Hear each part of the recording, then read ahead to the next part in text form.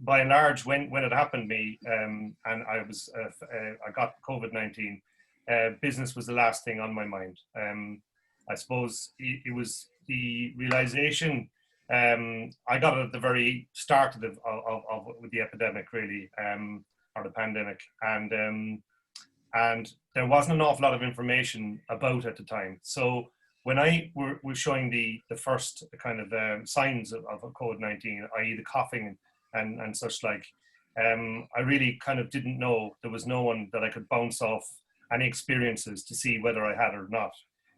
So we were very much alone in that regard. And then suddenly, after 2 nights, it progressed into the high temperatures, and at that stage, then I was guessing, oh my God, I must have this, but I didn't even know what this was. So we went through the pain then of having to follow procedure in terms of what people had to do, and that was dialing 111.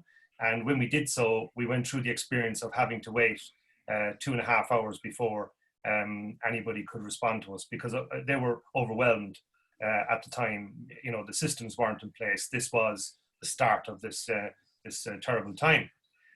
So there was the stress that was attached to that, you know, and then of course, me being a man, you know, my sickness was 10 times worse than anybody else's.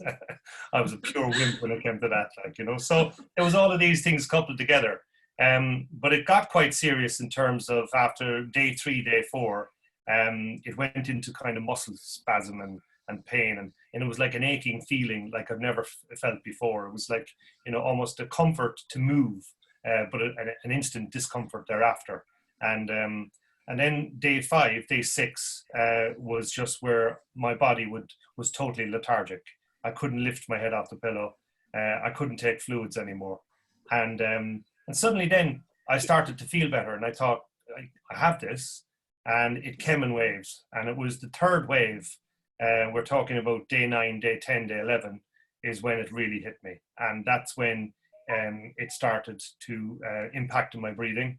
And it got quite serious then. So again, we phoned 99 or 111 at that stage. And that's where we had to take enormous measures, because my breathing was gone down to the stage where I was suffering very badly, and I needed oxygen. So it was quite serious then. And it was at that point where my head kind of like went into a different spin, because you are very conscious of what's around you, and you know, the isolation of being in a room and not being able to communicate with anybody in the house. You're actually on your own very much, and when that happens, that's quite a frightening experience as well. So it was very difficult to make rational decisions yourself, because you're surrounded by this fear, you're surrounded by the panic, and you're surrounded by trying to make a rash decision was a very difficult thing to do. I was lucky that I had confided in a couple of people who stayed close to what was happening. And my wife works in Kim's hospital, private hospital. So we were able to kind of get consultation in that level that another person probably wouldn't be able to get, you know. So it was day 14, 15 was the most frightening time. And that's when we rang 999. And but it was, I decided that I actually didn't want to go into hospital, because I felt that if I did, I may not come out. And that was just me being stubborn on me. And then I suppose that's where things got better. I turned, you know, the corner, and I took it really, really, really carefully after that in terms of rest. And that's what I would say to anybody, if you do or have encountered it, it is rest, rest, rest, liquids, rest. And they were the only things that actually gave me a chance to overcome this. So it was quite horrific, you know. Then I suppose I got to the point where days.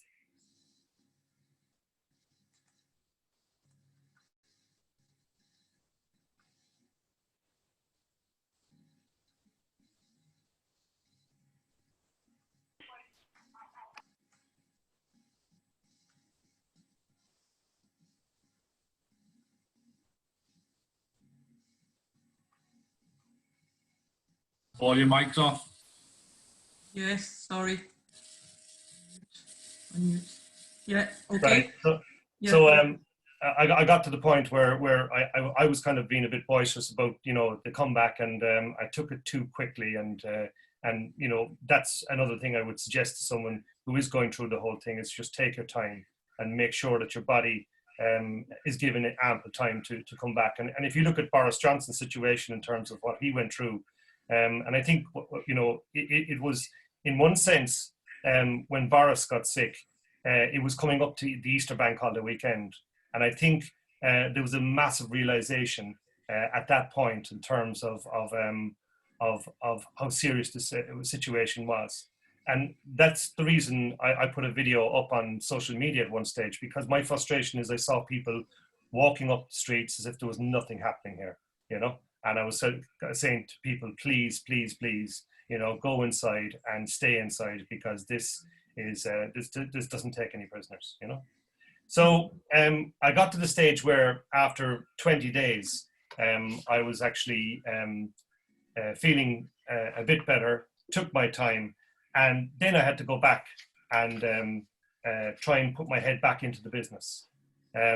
Luckily for us as an organization, myself and Diane, who's on the executive board, took the decision to actually have a few discussions in terms of what we would do if there was something would happen on this scale.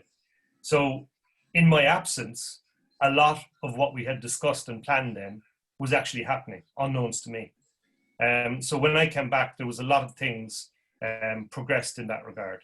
The government had come out with various assistances in terms of furlough, and what we did, you know, immediately was we examined the mission of the organization. We examined ourselves and asked ourselves a serious question about what is the relativity of BITA? What does BITA do as an organization? And has that changed? And do we need to fix the mission now to fit the new world? So from a leadership perspective, what we had to do was we had to make clear decisions very quickly. And we had to make sure that we communicate these clear decisions as quickly as possible without delay. And we were very brave about the decisions we made. We didn't second question ourselves, because this needed reaction. So hence, you saw very quickly the online platform, which is now we're part of, appearing. And what we did was we developed the whole ethos and mission of BITA to the point that we were reactive about the relativity of what's happening at the minute. And we confined the messages and communication of the organization to just that. So we had people on talking about furlough. We had people on talking about various ways to access funding from government grants and other ways. And then we also had practical elements in the organization of existing members who could provide assistance in certain areas like R&D tax back and you know, areas of training, that there was funding available and all this kind of stuff. So we suggested various ways that you could access the ability to be able to get some cash back into your company with the community that was around you. And the platform has been used in that sense, in terms of creating the content on that platform to be very relative to the time right now. We then realized that, you know, coming up to 3 weeks, people were cooked up and sick and tired of being stuck in. So we decided to have our first social, which was Car Crash TV. It was brilliant. We done blankety blank and it was ridiculous, you know. And again, going back to being brave, we tried something that was beyond stupidity, but it was what people needed coming up to the bank holiday weekend.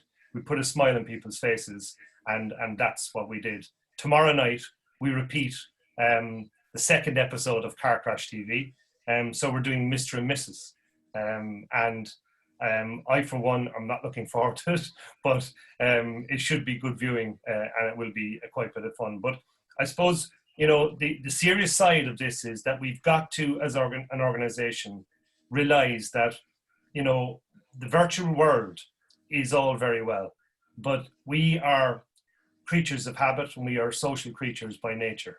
And the mere fact that we can't get out and socialize with one another, a lot of people are feeling this and feeling it very hard. So we can't stress enough the importance of mental well-being at the moment, and the support that people can be considerate and understanding in that regard, because a lot of people, they suffer in silence, and we can't pick up the signs that we would normally pick up on social media or on Zoom, that you would pick up on a kind of one-to-one basis. So we're being very mindful of that, and what we're trying to do is facilitate in terms of giving people support and giving them hope, giving them positivity, but giving them an answer and solutions that we're finding as we go along the way as well. So we've met many companies on the way that have come up with very clever ideas to adapting to the new world. And we're mindful of these things and we promote them heavily. So what I'd say to all the members of Manchester is, if there is anything in that regard that you'd like to let us know about, please do let us know, and we will consider highlighting that for you as well. But just to mention a few, I mean, there was some very clever things came up, and one was a thing called Bright Teach.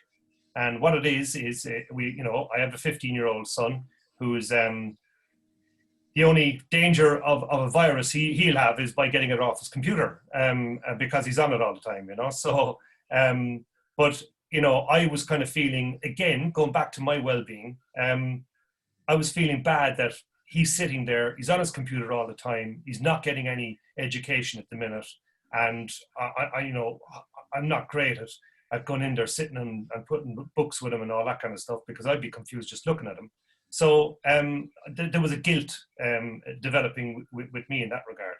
And I was able to facilitate by finding this company called Bright Teach, who actually find a tutor that matches my son's profile in terms of what his interests are. And now he's doing physics and maths for an hour on a Thursday and a Tuesday.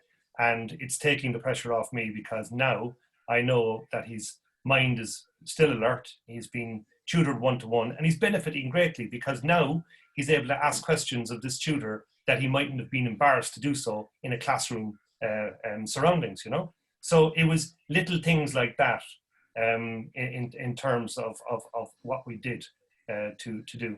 I see a question here: what changes have you made to your working practices in light of these changes?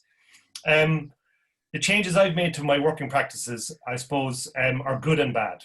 The problem when you're working all day in a computer, on a computer, in a room, is that you don't take breaks.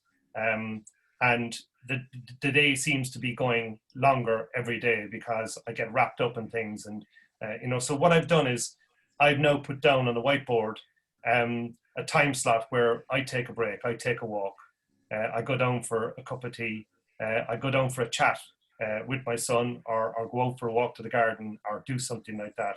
And I make myself make these changes and take these breaks consistently, because you can get wrapped up in the working life and trying to make things happen, and forget that when you don't take these breaks, it's not good for your own health. So that was one of the first things that I was mindful of. The second thing I had to adapt to was, again, going back to the mission of what BITA was. We had to ask ourselves, what is the relevance of the organization now, and how can we be of benefit and of value to our members? And we had to do that by communicating with the members and getting their feedback, and then implementing certain things that could actually address that. But one of the positive things about it was we lifted the bonnet of engine of BITA, and we were discovered certain components that were not working and certain things that we could do better at. So we created a CRM system.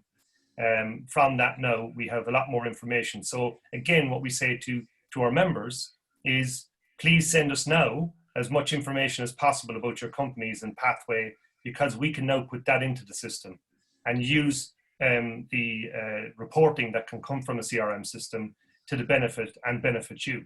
So now when a company like VPAS, for instance, is looking to zone in on, we'd say, construction industry alone, he can ask that question, and we can provide him with the information now, because before we had a database, now we have a CRM system. It's so different and so much better, Christiane has asked me, what changes have you made to your working practices in light of these changes? Top 3 tips in your learnings. Well, the top 3 tips I would say is taking breaks is the first one. And I think is listening a lot more, because right now there's so many changes taking place in the world that if we do a lot more listening, we will do a lot more learning in terms of what is going on and how people have found solutions that will impact positively on them and their businesses. And we will get that by listening. And I think the other tip is stay calm. It's easy to say, but I always remember when I was made redundant first time at the age of 40, I had 2 kids, and I went to my father, God rest him, and I said to him, I've just been made redundant. What am I going to do? And he said to me, go for a game of golf. And I came out and I said to my mother, what a useful man that is, you know, telling me going away playing golf. I'd just been made redundant. But what he was saying to me, in fact, was go away and think about it. You know, do something that you can calm down. And golf done that for me. And go away and think about it, and you will come up with a solution. And I think right now, you know, stress is the enemy. It's not going to do anybody any good. And we will figure out a way. And what we're saying as an organization, as a community, we're seeing now the increase of solidarity nationally. We're seeing the increase of community nationally. And BITA is a great big part of that, that gives you an amazing range of all the different areas, and we can learn together. So utilize the organization in that regard, but stay calm, because this will pass. On a day-to-day basis, we're learning more. The fear that it's going to be longer than we anticipated is now setting in. But I'm sure we haven't considered that, you know, the news could flash up in any day, and we hope that there's good news coming from Oxford University in terms of vaccine. And that'll make all the difference. And then we have to get back to life and as we know it and knew it.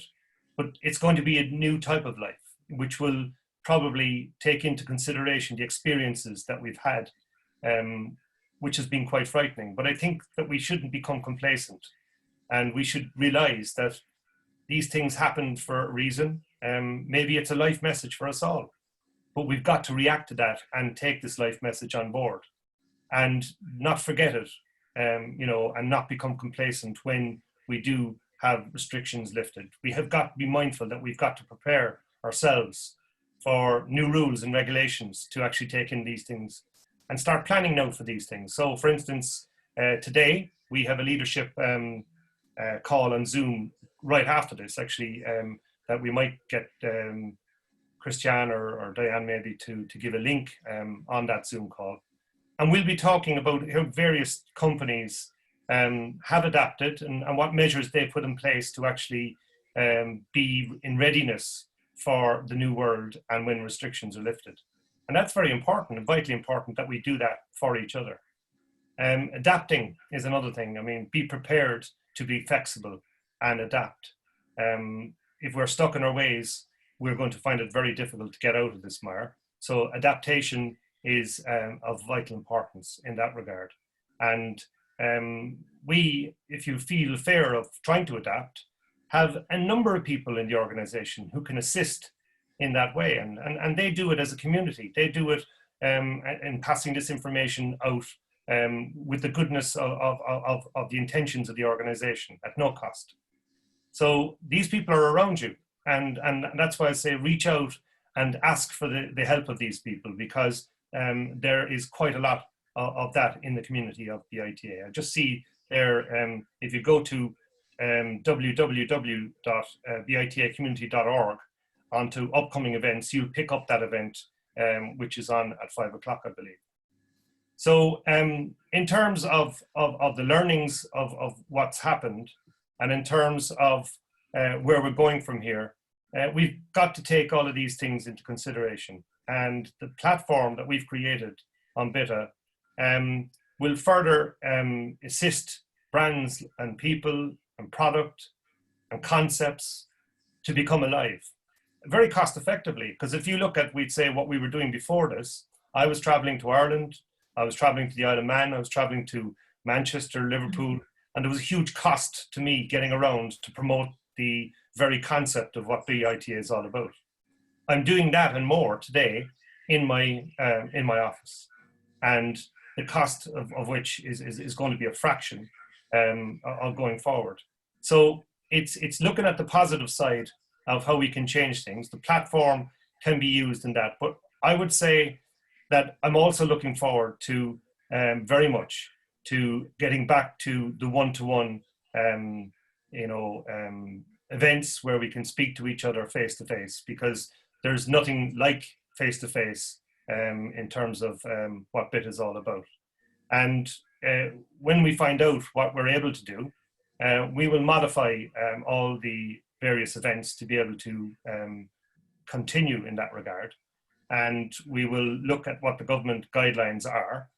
We will then make up the whole system that will allow us to continue in a physical way and in a virtual way. So we'll merge both of them together to create that positivity and continuity that we need in BITA. But again, I would say that there's lots of people within the organization now who have come out with fantastic opportunities and fantastic, products. I mean, VPass, again, is a typical example of a tech company that now, right now, has a lot of relevance in terms of getting people back on the sites.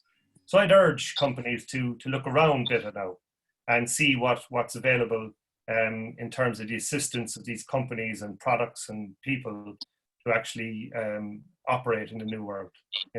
I'll be very cautious in terms of when we do come back, and that caution is actually spurred on by the depthness of how scary COVID-19 for me was.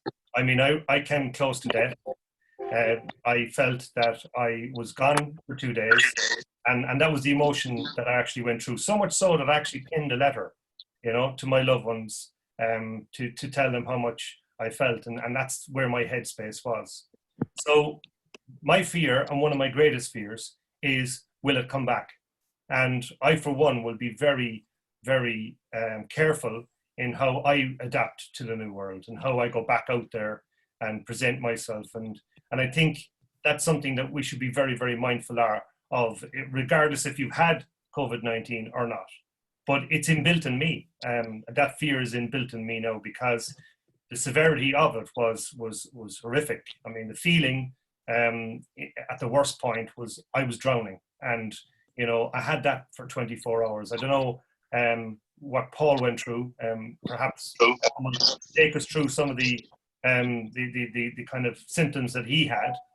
But that was the way I felt at the time. Paul, what was your take on the whole thing? Yeah, mine was more the cough and then sheer fatigue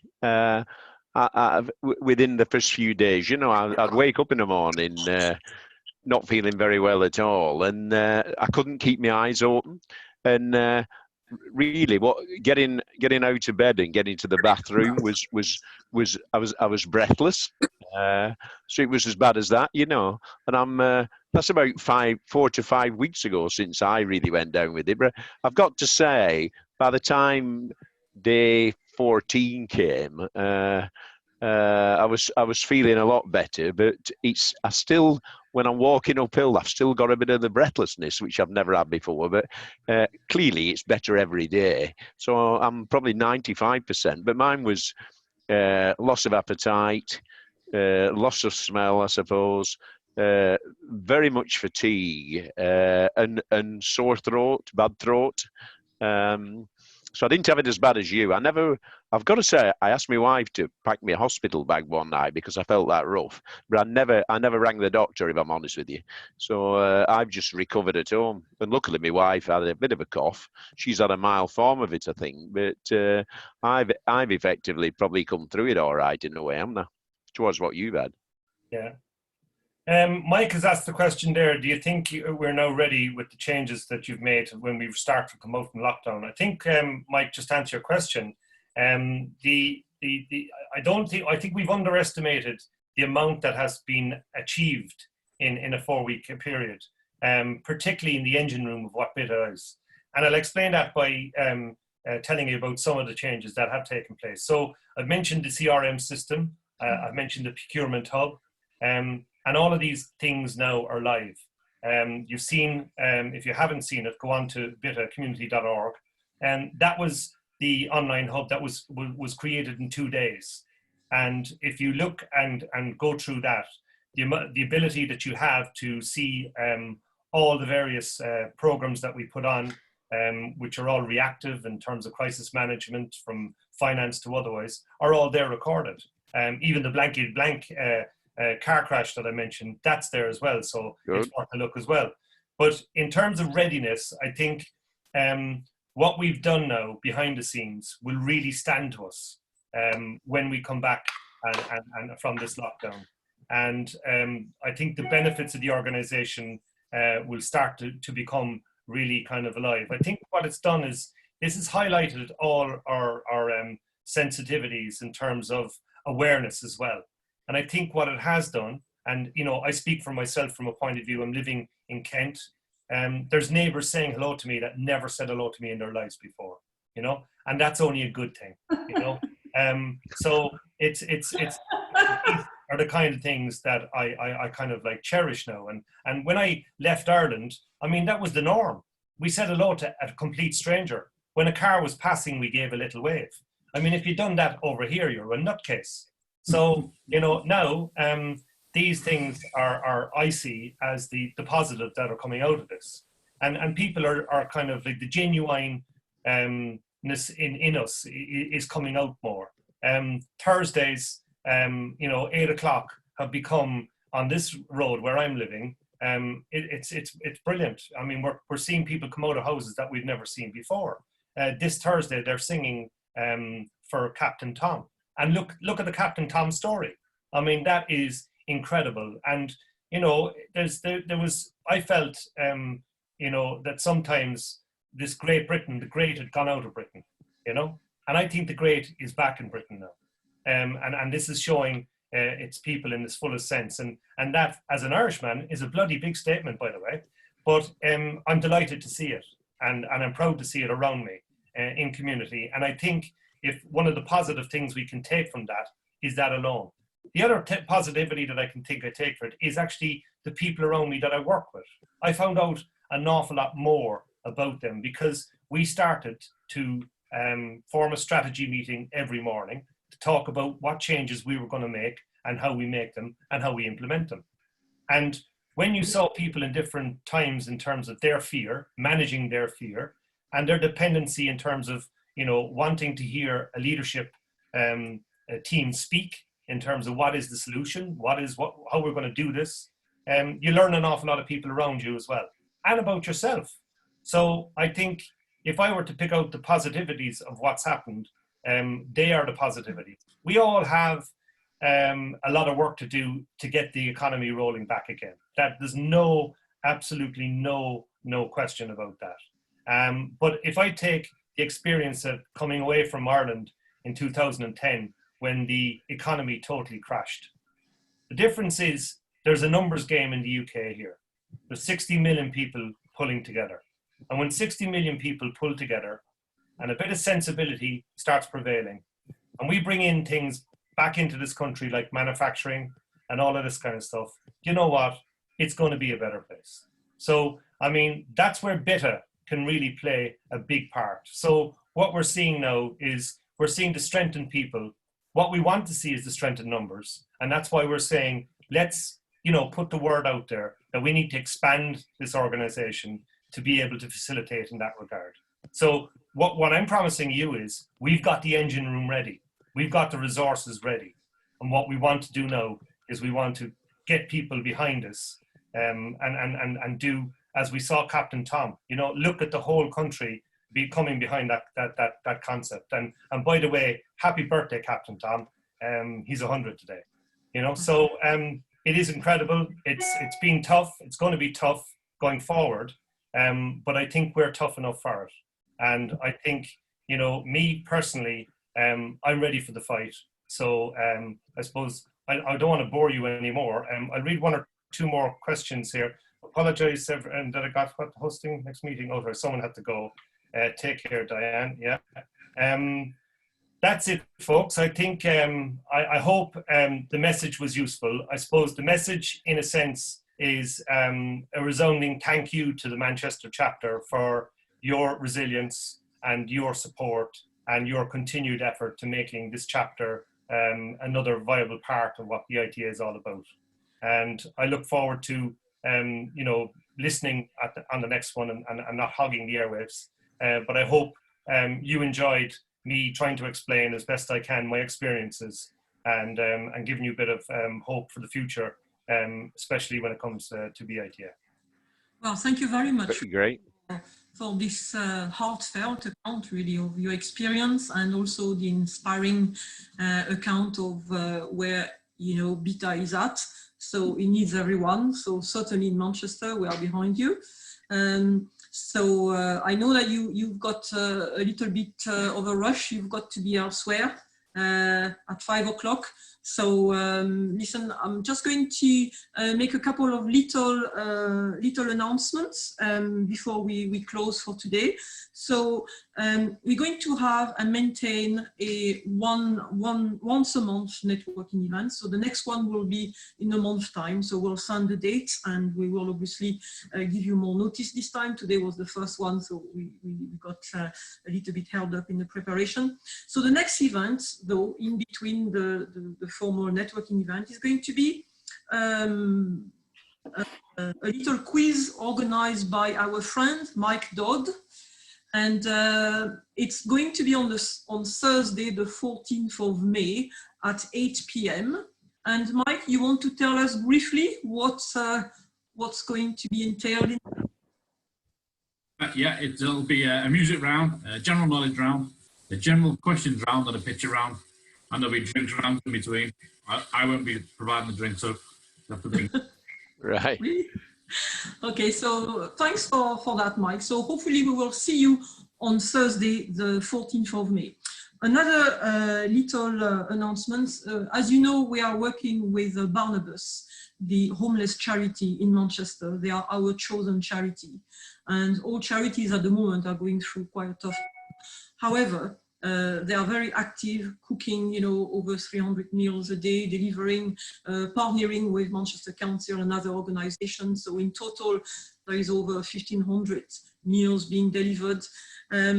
So we're going to put their appeal on the website, community website. And if any of you wants to be involved in any kind of a BITA initiative, I mean, you know, I know that Captain, what's his name? Captain Tom Moore is on this call. I invited him, but he was too busy. So if any one of you wants to, you know, do whatever it takes in your back garden, in your lounge, and get a bit of fundraising, speak to me, and we will create maybe a little chain that could be fun as well. So we'll post all this information on the website, and we'll liaise with you all. Okay, so listen, thanks very much for everybody. Thanks to Paul, and thanks for, you know, all the people that we haven't met before. So it was nice to have you on the call. I think we peaked at about 23 people today, which is excellent, you know, and we'll see you very soon. Okay? Yeah, excellent.